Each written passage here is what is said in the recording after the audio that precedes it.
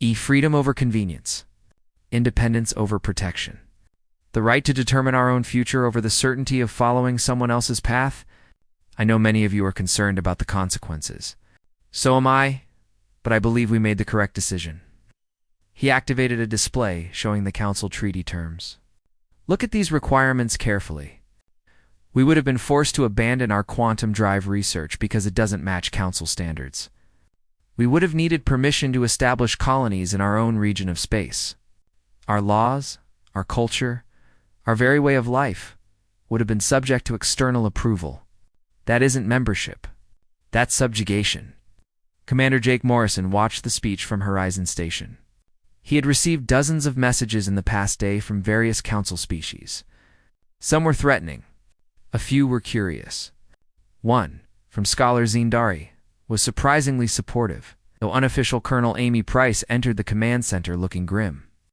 We've got movement at the edge of the solar system. Council ships, at least 30 of them. They're setting up some kind of perimeter. Jake pulled up the tactical display. Sure enough, alien vessels were positioning themselves along the likely routes human ships would use to leave the solar system. They're establishing a blockade, trying to contain us. Colony ships, Lisa said with alarm. New Horizon and her sisters are scheduled to launch toward Alpha Centauri tomorrow. They'll run right into that blockade. Jake made a quick decision. Contact Captain Ryan Burke on New Horizon. Tell him to proceed as planned. If the Council wants to stop us, they'll have to explain their legal authority to do so. The blockade was commanded by Admiral Korth of the Draxi military fleet. From his flagship, he watched human activity in the inner solar system with professional interest. The humans were preparing ships for departure, apparently unconcerned by his presence. Either they were brave or foolish. Perhaps both. When the 3 colony ships approached his position the next day, Korth opened a channel. Human vessels, you are ordered to return to Earth's orbit. By authority of the Galactic Council, this region of space is now under protective observation. Captain Ryan Burke's face appeared on the communication screen. He was young for a ship captain, maybe 30 years old, with a calm confidence that reminded Korth of experienced warriors.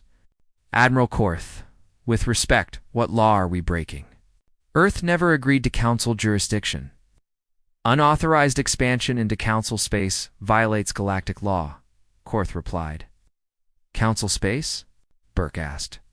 These star systems have no Council settlements or territorial claims. We checked your own public records.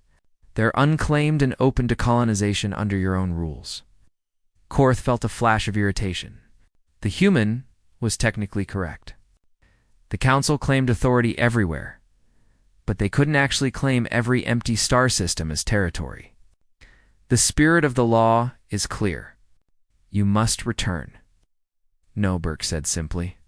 We're going to establish a colony on the 3rd planet of Alpha Centauri. If you want to stop us, you'll have to fire on unarmed civilian vessels. I don't think the Council wants that kind of publicity. The channel closed. Korth stared at his screens, unsure what to do. He could destroy the human ships easily, but Burke was right about the consequences. Attacking civilians would turn galactic opinion against the Council. He contacted Zentari Prime for instructions. The response came hours later and brought no comfort. He was to maintain the blockade, but avoid direct conflict. The Council was still debating how to handle the situation. On Earth, Colonel Amy Price coordinated the launch of 12 more colony ships, each headed toward a different star system in different directions. The message was clear. Humanity would not be contained by threats or blockades. Scholar Zindari arrived on Earth 3 days later on an unofficial visit. He wanted to understand humanity better. President Carter met him privately in Washington, with Commander Morrison present. Why? Zindari asked simply. Why refuse membership when it offers so much? Carter thought carefully before answering. Because we've learned something in our history. Freedom is more valuable than safety. The right to make our own mistakes is more important than the certainty of following someone else's correct path. We don't want to be protected and controlled. We want to be free and responsible for our own fate. Zindaria's large eyes blinked slowly. The Council has grown rigid. I see that now. We've forgotten that species can thrive through different methods. Your rejection. It frightens the Assembly because it challenges assumptions we've held for thousands of years.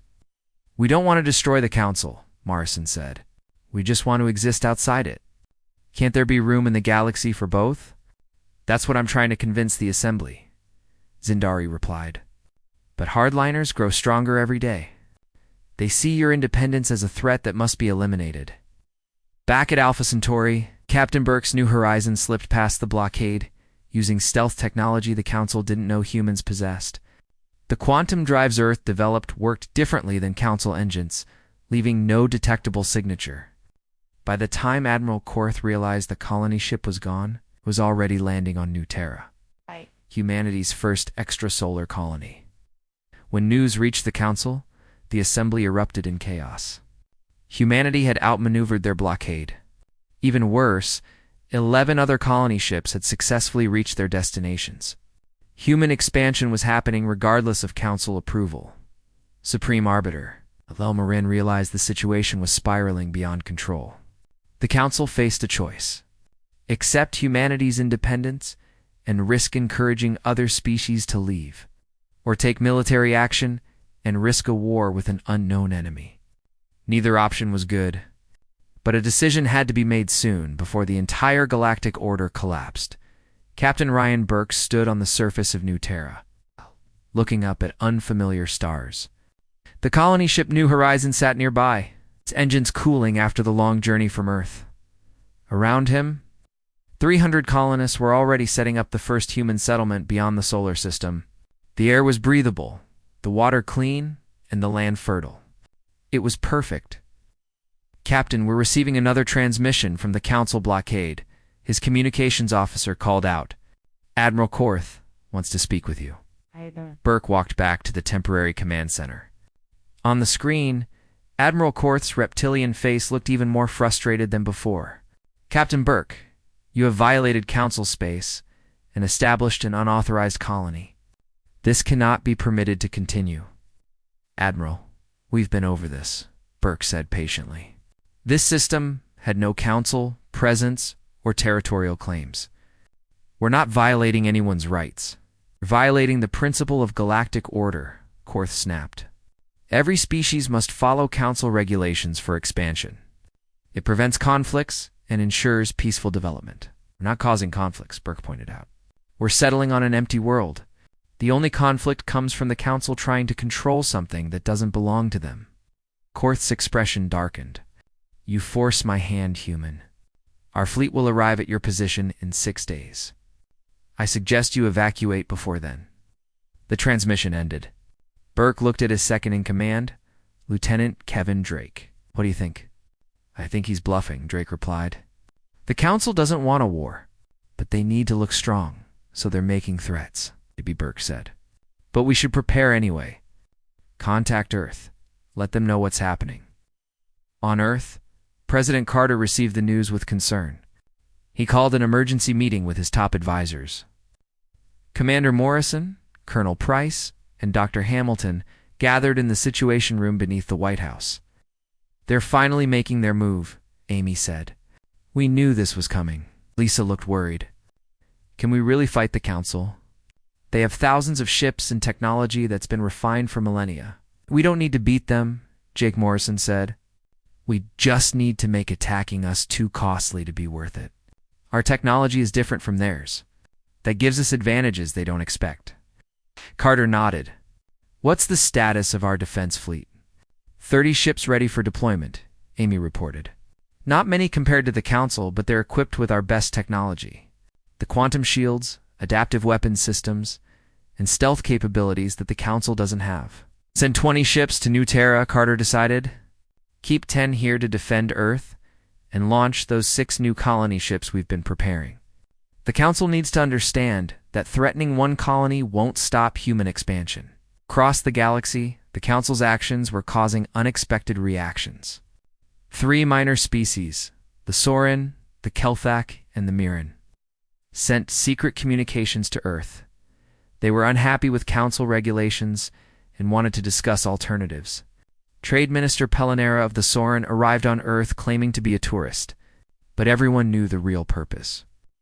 My people produce the finest crystals in the galaxy, Pelinera explained in a private meeting with human trade officials. But council regulations force us to sell through their trade networks at fixed prices. We make almost nothing. If we could trade directly with Earth, we're interested, said Commerce Secretary Helen Wright.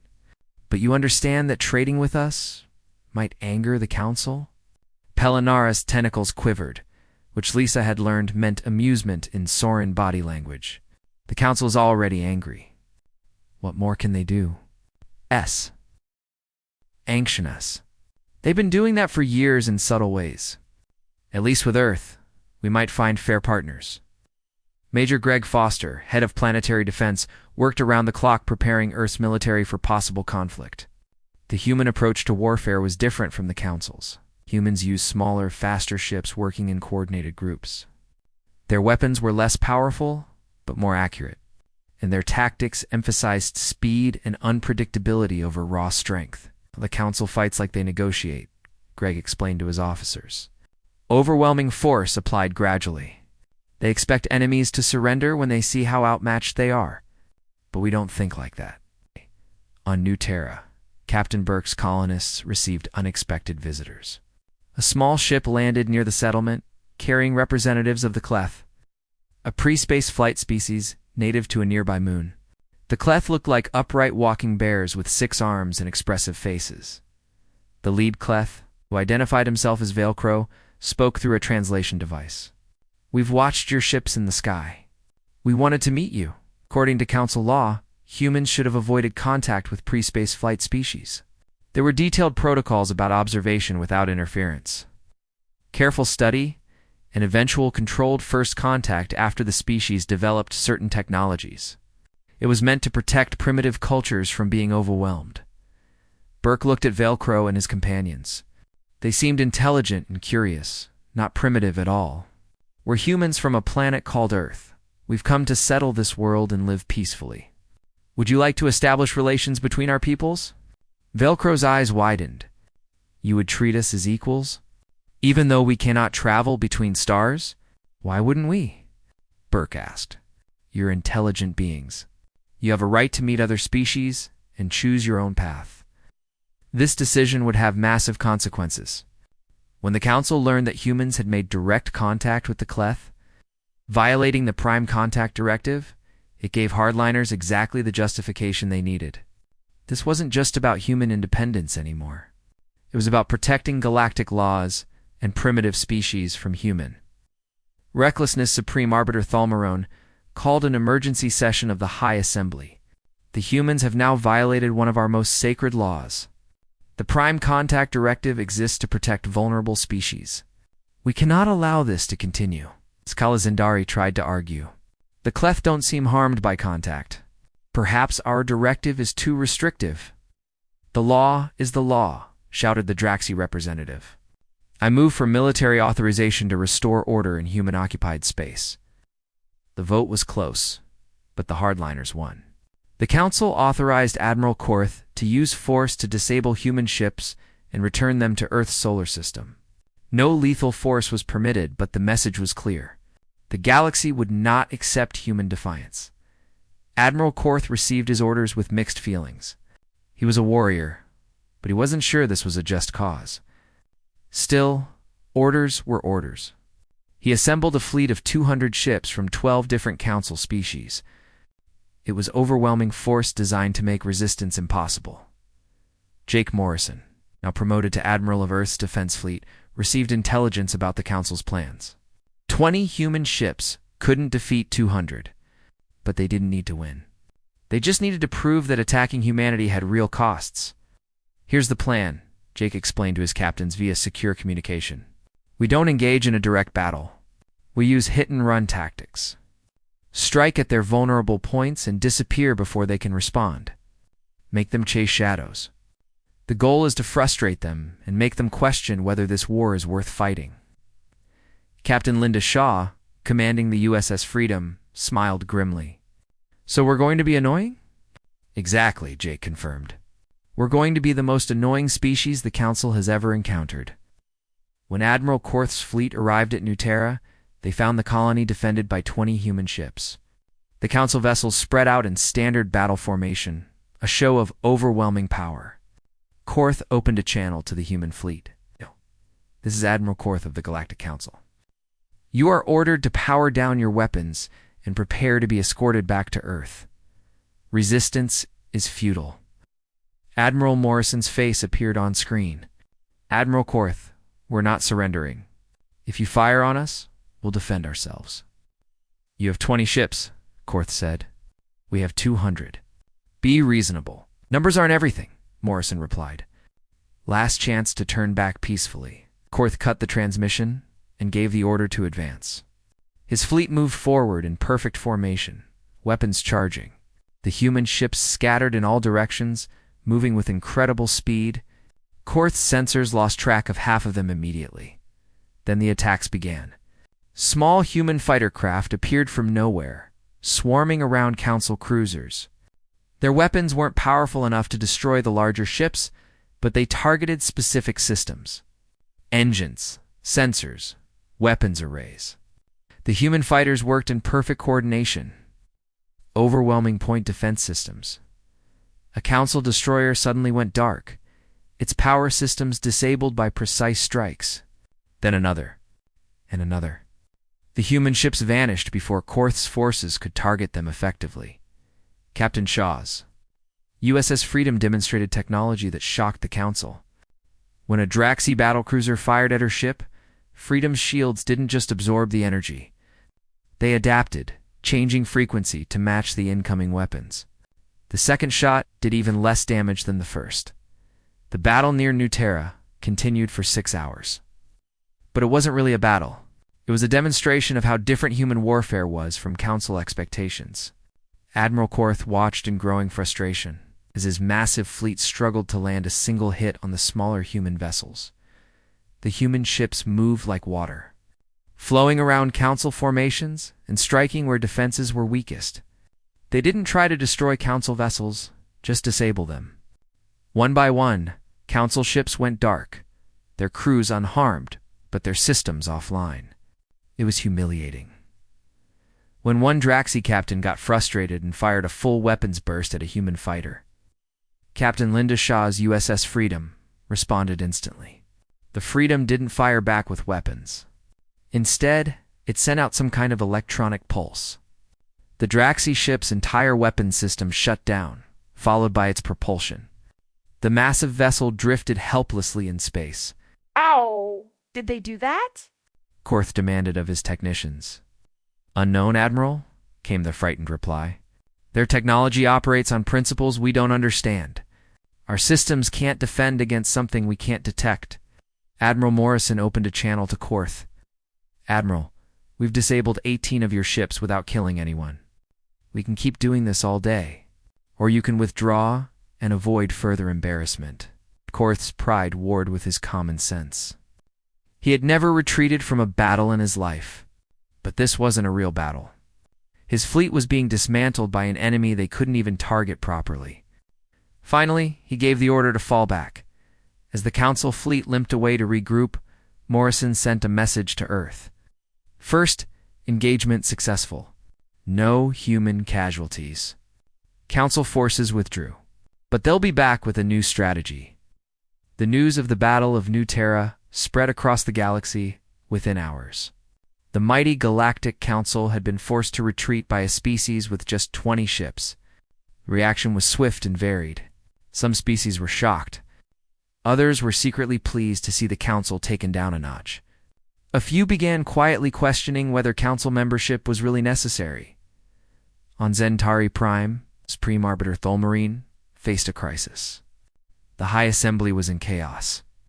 Hardliners demanded escalation, calling for the full Council military to crush humanity. Moderates urged negotiation, arguing that humanity had proven they could defend themselves. Scholar Zindari stood before the Assembly and delivered a speech that would be remembered for generations. Honored members, we stand at a crossroads. For 12,000 years, the Council has maintained order through overwhelming power and absolute authority. We assumed this was the only way civilization could function. But humanity proves otherwise. They prove only that they're dangerous, interrupted the Draxi representative. No, Zendari continued. They prove that independence and cooperation are not opposites. They prove that species can be free and still respect others. They prove that our way is not the only way. If we destroy them for teaching us this lesson, what does that say about us? The debate raged for days. Meanwhile, 6 more species contacted Earth requesting separate diplomatic relations outside council channels. The Soren weren't alone in their dissatisfaction. Younger species especially felt constrained by council regulations that favored older, established powers. On Earth, President Carter and his advisors prepared for what might come next. Major Greg Foster reported that planetary defenses were as ready as they could be.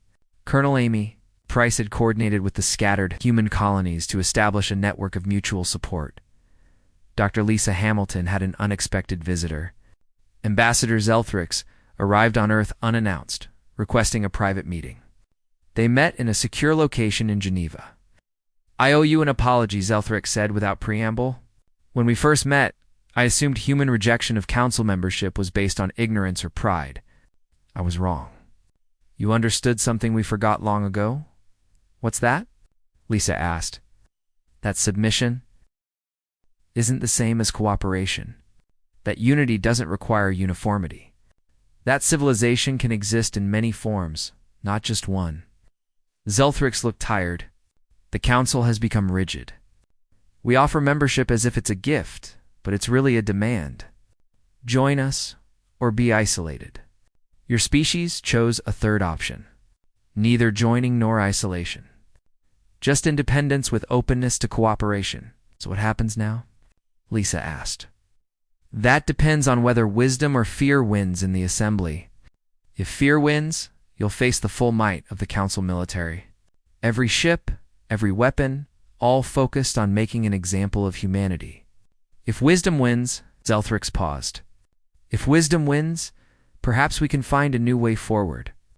Back on New Terra, Captain Burke's colony was thriving. The Cleth visited daily, fascinated by human technology and culture. The humans learned about Cleth history and customs in return. It was exactly the kind of equal exchange the Council's Prime Contact Directive was meant to prevent. "Why does the Council want to control first contact so carefully?" Velcro asked Burke one evening as they shared a meal. "They say it's to protect less advanced species from being overwhelmed," Burke explained. "They think contact should happen slowly and carefully." "We're not overwhelmed," Velcro pointed out. "We're excited. We're learning. Why would anyone think we need protection from knowledge and friendship?" Burke smiled. "That's a good question. Maybe the Council's rules are more about control than protection." This conversation was being monitored by Council observers, of course. Every human action was watched and reported. The hardliners used it as evidence that humans were reckless and dangerous. The moderates used it as evidence that Council policies needed reform. Admiral Korth received new orders. The Council was sending reinforcements. 500 more ships would join his fleet. This time, they would use overwhelming force and new tactics designed specifically to counter human advantages. The Council was bringing every weapon they had. On Earth, Admiral Morrison studied the intelligence reports with concern. 500 ships. "Even with our technology, we can't fight that many. We don't need to," President Carter said firmly. "We just need to make them think twice about attacking." Amy Astad Carter pulled up a star map. "We have colonies on 15 worlds now. The Council can't attack all of them simultaneously. If they come at us, we hit them everywhere else. Make this too costly, too complicated, too messy. They want a quick, clean victory. We make sure there's no such thing." The strategy was risky. It meant spreading human forces thin and relying on speed and unpredictability rather than strength. But it was the only option that didn't involve surrender or certain defeat. Supreme. Arbiter Thelmarin made an unexpected decision. Before authorizing the new military campaign, he would meet with human leaders personally. If war was inevitable, he wanted to understand his enemy first. He sent a message to Earth requesting a meeting on neutral ground. President Carter. Admiral Morrison, and Dr. Hamilton traveled to meet Thelmaran on a small, uninhabited moon halfway between Earth and Zintari Prime. The meeting took place in a temporary structure set up just for this purpose. Thalmaran was ancient. His species long lived beyond human comprehension. He moved slowly, but his eyes were sharp and intelligent. President Carter, I wanted to meet the leader of the species that has caused such disruption in our galaxy. We didn't seek disruption, Carter replied. We only sought freedom. Freedom, Thalmaran repeated, a word every species values until they must balance it against security, prosperity, and peace. The Council offers all these things. Why is freedom more important? Because without freedom, the rest doesn't matter, Carter said. What good is security if you have no choice in how you live? What good is prosperity if someone else decides what you can do with it? What good is peace if it requires surrendering who you are? But chaos is the alternative, Thalmaran argued. Without Council authority, species will war with each other. Strong will dominate weak. The galaxy will return to the Dark Ages before the Council brought order. Admiral Morrison spoke up. That's only true if you assume species can't cooperate without being forced to. We think differently. We think beings can work together voluntarily, respecting each other's sovereignty while still pursuing common goals. You're idealistic, Thelmaran said. Idealism rarely survives reality. Maybe, Carter acknowledged, but we'd rather fail trying to be free than succeed at being controlled. That's not idealism. That's just being human. The meeting lasted hours. Thelmaran asked questions about human history, culture, and motivations. He seemed genuinely trying to understand. Finally, as the meeting ended, he said something that surprised everyone. I will delay the military campaign for 30 days.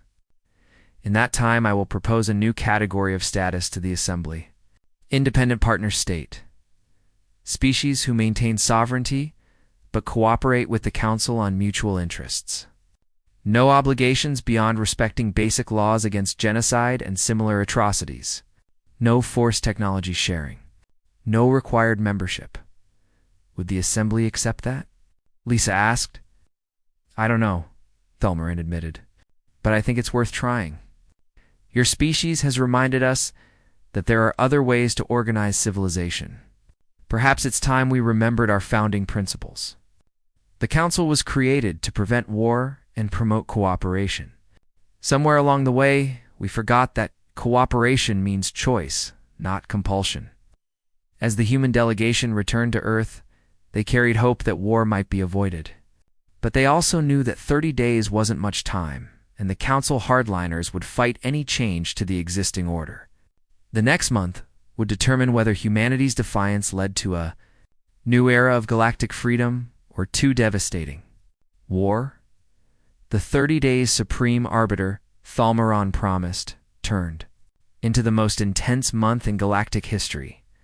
On Zintari Prime, the High Assembly debated constantly. The proposal for independent partner state status divided the Council in ways nothing had in thousands of years. Scholar Zendari worked tirelessly to build support. He met with representatives from hundreds of species, arguing that flexibility would strengthen the Council, not weaken it. Some listened. Many didn't. The Draxi and their allies saw any compromise as surrender. On Earth, President Carter prepared for both possibilities. If the Council accepted the compromise, humanity would have won something unprecedented. If they didn't, war was coming. Admiral Morrison coordinated with military commanders across all 15 human colonies, preparing defensive strategies. Something unexpected happened in the second week. The Sorin officially withdrew from the Council and declared themselves independent.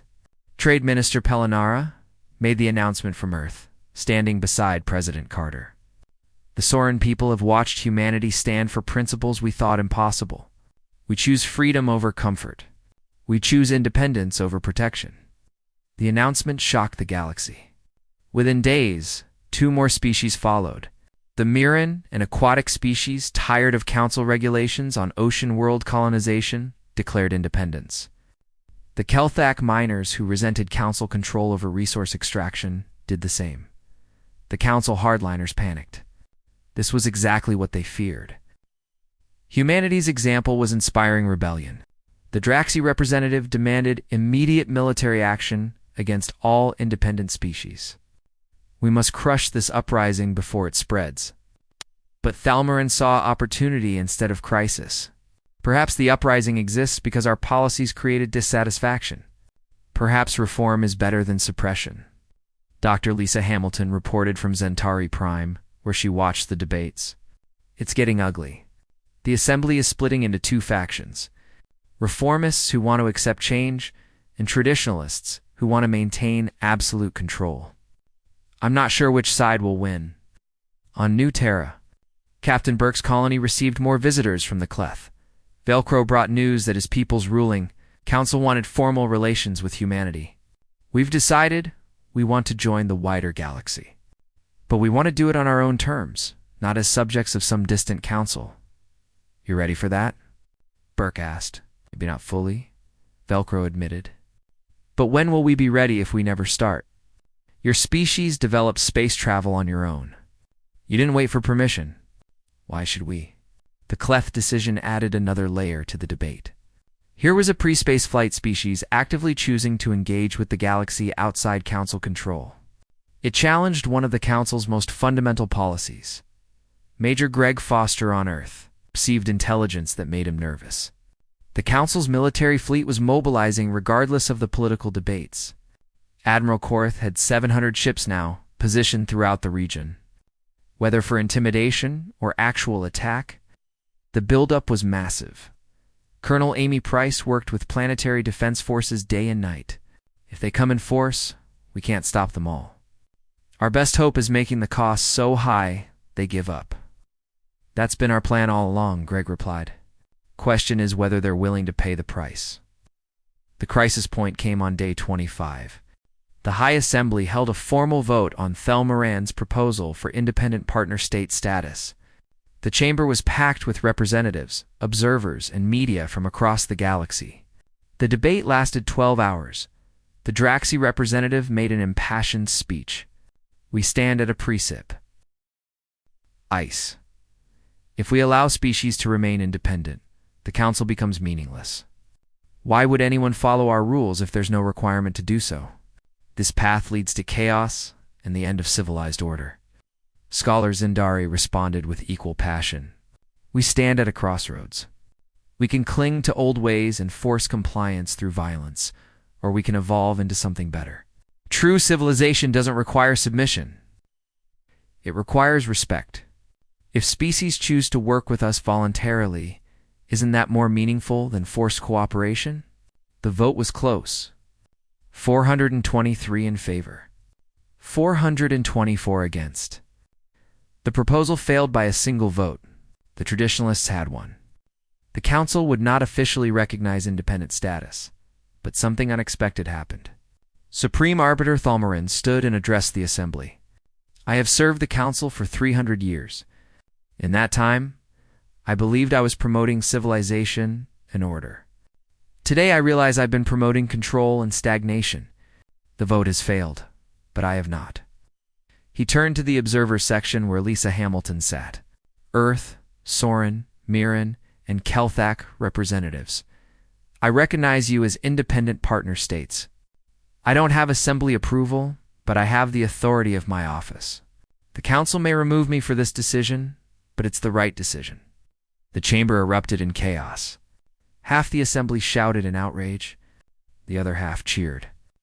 The Draxi representative immediately moved to remove Thalmarin from his position. But before the vote could happen, something remarkable occurred. One by one, species began standing and announcing they also recognized the independent states. Not withdrawing from the Council, but simply acknowledging that other forms of civilization were valid. It started with a few minor species, then larger ones joined. Within an hour, over 200 Council members had made similar declarations. The Council was fracturing, but not in the catastrophic way hardliners feared. It was evolving, becoming something more flexible and inclusive. The old absolute authority was gone. In its place, something more democratic was emerging. Admiral Korth received orders to stand down. With the political situation so uncertain, military action would be disastrous. His fleet withdrew from human space. The immediate crisis was over. 5 years passed. Captain Linda Shaw now commanded humanity's first deep space exploration vessel, the USS Endeavour. Her mission was to explore beyond Council space. Mapping new regions and making contact with undiscovered species, she stood on the bridge as her ship jumped faster than light speed, leaving known space behind. "It's strange to think how much has changed," she said to her first officer. "Because we said no to the Council?" He asked. "Because we refused to accept that there was only one way to exist in the galaxy," Linda corrected. "That opened the door for everyone else to make real choices." On Earth, Admiral Morrison had retired from active service. He taught at the new Galactic Relations Academy, training the next generation of diplomats and officers. In his lectures, he always emphasized one point. Humanity didn't reject diplomacy. We rejected subordination. That distinction mattered. New Terra had grown into a thriving world with 300,000 human colonists and a Cleth population of 50,000. The two species lived together, worked together, and built something neither could have created alone. It was proof that cooperation didn't require one species to dominate another. On Zentari Prime, the Council had been transformed. Scholar Zendari served as the new supreme arbiter, elected on a platform of reform. The Assembly now included a new category of members. Full members who accepted all Council authority, and associate members who cooperated on specific issues while maintaining sovereignty. 60 species had chosen associate status, including several longtime Council members. The change wasn't without problems. Coordination was harder. Decisions took longer. But the Council was more representative and more legitimate than ever before.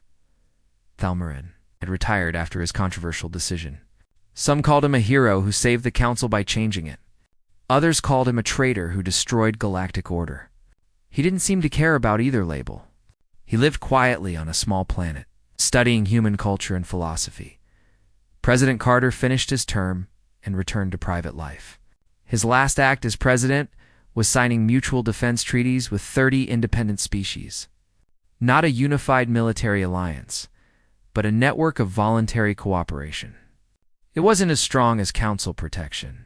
It was built on respect rather than compulsion. Dr. Lisa Hamilton continued as Earth's chief ambassador to the Council. She worked to build bridges between independent species and Council members. It was difficult work. Old prejudices died hard. But progress was happening. The galaxy was messier now, more complicated. No single authority controlled everything. Disputes had to be negotiated rather than dictated. It was slower and more frustrating than the old system, but it was also more alive. New ideas flourished. Different approaches to technology, culture, and organization competed and cross-pollinated. Species learned from each other as equals rather than as teachers and students. The human colonies numbered 50 now, scattered across dozens of star systems. Each developed its own character, while remaining connected to Earth and each other. Some focused on scientific research, others on agriculture, mining, or trade.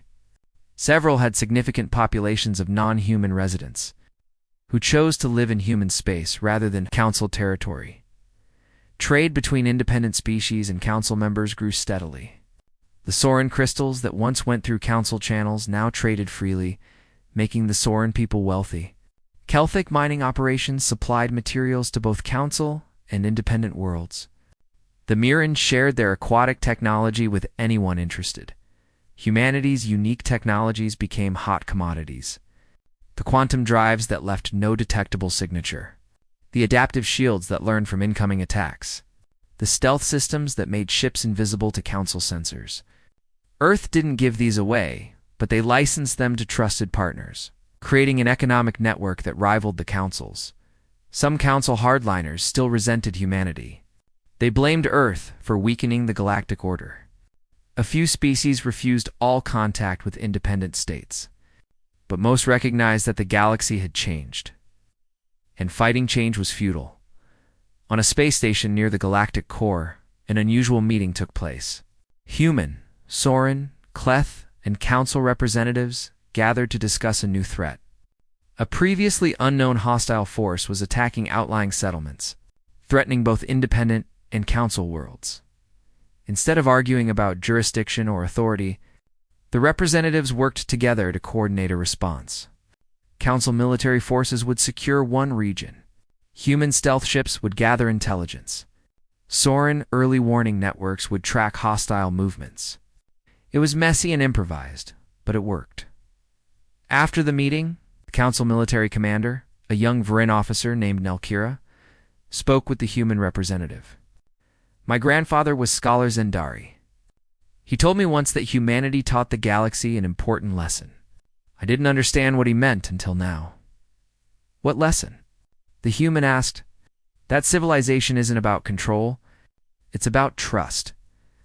The council spent thousands of years trying to control everyone to prevent conflict. You showed us that trust and cooperation can work without control. It's riskier, but it's also more real. The human smiled. Your grandfather was wise, but we didn't teach that lesson alone. The council learned it by being willing to change. That took courage too. Back on New Terra, Captain Burke had become the colony's governor. He stood at the memorial to the colony's founding, where a simple plaque read, "Here humans and Cleth built something new together." Not because they were forced to cooperate, but because they chose to. May all who follow remember that choice is the foundation of true civilization. Velcro joined him at the memorial. The Cleth leader was older now, his fur graying. Do you ever regret it? He asked. Saying no to the council must have been terrifying. It was, Burke admitted. But some things are worth the terror. Freedom is one of them. We're grateful, Velcro said. Not just for the technology or the trade, for treating us as equals when you didn't have to. For showing us that we had the right to choose our own path. That's what humans do best, Burke replied. We question authority. We challenge assumptions. We insist on our right to make our own mistakes. It's not always the smart choice, but it's our choice, across the galaxy. Humanity's legacy wasn't dominance or superiority. It was the simple but revolutionary idea that civilization could exist without submission, that cooperation was better when voluntary, that trust mattered more than control. The galaxy was messier now, but it was also freer. And in that freedom, new possibilities flourished that the old order never imagined. Species that once followed orders now made choices. Cultures that once conformed now expressed themselves. Ideas that once needed approval now competed openly. It wasn't perfect. There were conflicts and problems that the old council might have prevented, but there was also innovation, diversity, and genuine cooperation that absolute authority had stifled. Humanity hadn't destroyed the Galactic Council. They had forced it to evolve or become irrelevant. In doing so, they had given every species in the galaxy something precious, the right to choose Thai. The massive alien ship appeared near Earth's orbital station without warning. Its hull shimmered with colors that human eyes had never seen before, stretching nearly 2 miles from end to end. Inside Horizon Station, Commander Jake Morrison watched the vessel through the observation deck with a mixture of wonder and caution. This was it. First contact with alien life, the moment humanity had dreamed about for centuries. The aliens called themselves the Galactic Council. They sent a message in perfect English, which surprised everyone. They explained they had been watching Earth for decades, learning human languages and customs. Now that humanity had developed faster than light travel, it was time to make formal contact. They wanted to welcome Earth into the galactic community. Jake assembled his team in the main conference room. Dr. Lisa Hamilton, xenobiologist, couldn't stop smiling. She had spent her whole career hoping for this moment. Colonel Amy Price, the military advisor, stood with her arms crossed, looking less enthusiastic. President Andrew Carter appeared on the main screen from Washington. Watching everything carefully, the council delegation arrived in a smaller shuttle. When the airlock opened, Jake got his first look at real aliens. Ambassador Zelthrix led the group. He was tall, nearly 7 feet, with blue skin that seemed to shift in the light. His forearms moved gracefully as he walked. Behind him came 5 other aliens, each from different species. One looked like a floating jellyfish. Another resembled a walking crystal formation. A third had fur and moved on 6 legs. "Greetings, humans of Earth," Zelthrix said. His mouth didn't move, but his voice came through clearly in English. "This is a momentous day. We represent the Galactic Council, a union of 847 species. We have maintained peace and prosperity for 12,000 years." Jake shook Zelthrix's offered hand. It felt warm and dry, almost human. "Welcome to Horizon Station. We're honored to meet you." The delegation settled into the conference room. Zelthrix activated a holographic display that filled the center of the table. Images of thousands of worlds appeared, connected by glowing lines. "This is council space," he explained. "These are our trade routes, our colonies, our homes, and soon Earth can join this great family." For the next 3 hours, Zelthrix presented what he called the Galactic Harmony Accords. It was essentially a treaty, laying out the terms of Earth joining the Council. Lisa took notes furiously. Amy's frown deepened with each passing minute. Jake listened carefully to every word. The benefits sounded incredible. Earth would gain access to technology that could cure diseases, extend human lifespans by hundreds of years, and provide unlimited clean energy. Humanity could use the Council's faster-than-light highways, making travel between stars as easy as driving between cities. Earth would receive protection from any hostile forces in the galaxy. But the requirements gave Jake pause. Earth would need to share all its technology with the Council. Human ships would need Council approval before traveling to new star systems. Earth would have to follow Council laws, even ones that might conflict with human values. Any new scientific discoveries had to be reported to Council authorities. Human expansion into space would be regulated and controlled. "These terms ensure harmony," Zelthrix said smoothly. "Every species makes these commitments. It's how we maintain peace across the galaxy." Jake glanced at his tablet where his legal team had been sending messages throughout the presentation. Their analysis was clear. This treaty would essentially make Earth a subordinate member of the Council, not an equal partner. Humanity would give up its sovereignty and its freedom to choose its own path. When Zelthrix finally finished, he produced a glowing tablet. "This is the treaty. Simply place your hand here, Commander Morrison, and Earth becomes part of something greater than itself." Jake looked at the tablet. He looked at his team. Amy shook her head slightly. Lisa seemed torn between excitement and concern. On the screen, President Carter watched with an unreadable expression. "No, thank you," Jake said quietly. The room fell silent. Zelthrix's blue skin seemed to darken. "I'm sorry, I don't understand." "No to what?" "No to the treaty," Jake said, standing up. "We appreciate you coming all this way.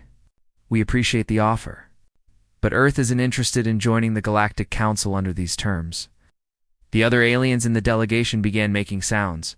Clicks, whistles, and tones that the translators couldn't interpret. Zelthrix raised 2 of his hands for silence. "Commander, perhaps you don't understand. This isn't really optional. All spacefaring species join the Council. It's how civilization works in the galaxy. Maybe that's how it works for other species," Jake replied. "But humanity prefers to make its own choices.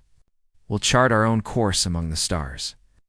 "But the benefits," Zelthrix protested.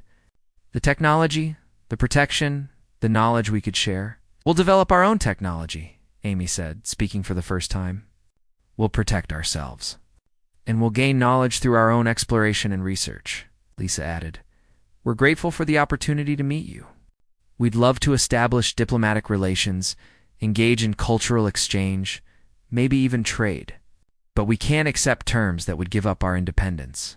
Zelthrix looked genuinely confused. In 12,000 years, no species has ever refused Council membership. Every civilization recognizes the wisdom of unity and cooperation under Council guidance. "Then humanity will be the first to say no," President Carter said from the screen. "We mean no disrespect to the Council or its members. But the people of Earth didn't struggle for thousands of years to achieve freedom and self-determination. just to surrender it to an external authority, no matter how well-intentioned. Jake walked toward the door, signaling the meeting was over. You're welcome to stay and tour the station if you'd like. We can discuss trade possibilities or scientific collaboration. But the answer on council membership is no. The delegation left in stunned silence. As their shuttle detached from the station, Lisa came to stand beside Jake at the observation window. Do you think we just made a terrible mistake? She asked. I don't know, Jake admitted, but I know we made the right choice. Freedom matters more than convenience. Within hours, news of humanity's rejection spread across the galaxy. On thousands of worlds, billions of beings learned that a new species had done the impossible. They had told the Galactic Council no. Some found it amusing. Others found it insulting. Many found it deeply disturbing. On Horizon Station, Jake received his first communication from Earth's High Command. He expected praise for standing firm. Instead, the message was simple and ominous. Prepare for consequences. The Council won't accept this quietly. Jake looked out at the stars, wondering what those consequences might be. Humanity had just announced itself to the galaxy, not with submission, but with defiance. There was no going back now. Whatever came next, Earth would face it as a free and independent world. That was worth any price. The High Assembly Chamber on Zentari Prime buzzed with agitation.